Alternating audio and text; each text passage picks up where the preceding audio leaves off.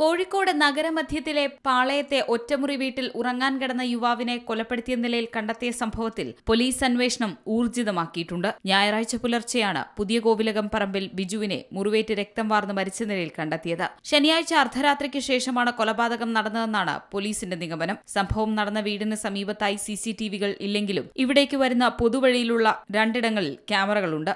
ഇതിൽ നിന്നുള്ള ദൃശ്യങ്ങൾ പോലീസിന് ലഭിച്ചിട്ടുണ്ട്. ഇത് പരിശോധിച്ചു വരികയാണ്. തൊട്ടടുത്ത പാളയം മാർക്കറ്റിലെ ദൃശ്യങ്ങളും പോലീസ് പരിശോധിക്കുന്നുണ്ട്. ബിജുവിന്റെ കഴുത്തിന് മുന്നിലും പിന്നിലുമായി 18 കുത്തുകളുണ്ട്.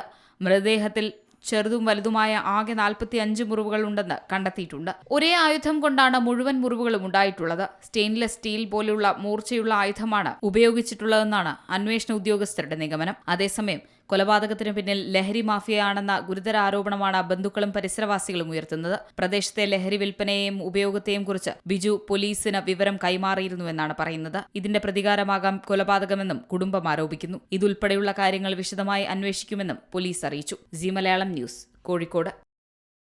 ഏറ്റവും പുതിയ വാർത്തകളും വിശേഷങ്ങളും വിരൽത്തുമ്പിലറിയാൻ സി മലയാളം ന്യൂസ് എല്ലാ ഡിജിറ്റൽ പ്ലാറ്റ്ഫോമുകളിലും ലഭ്യം.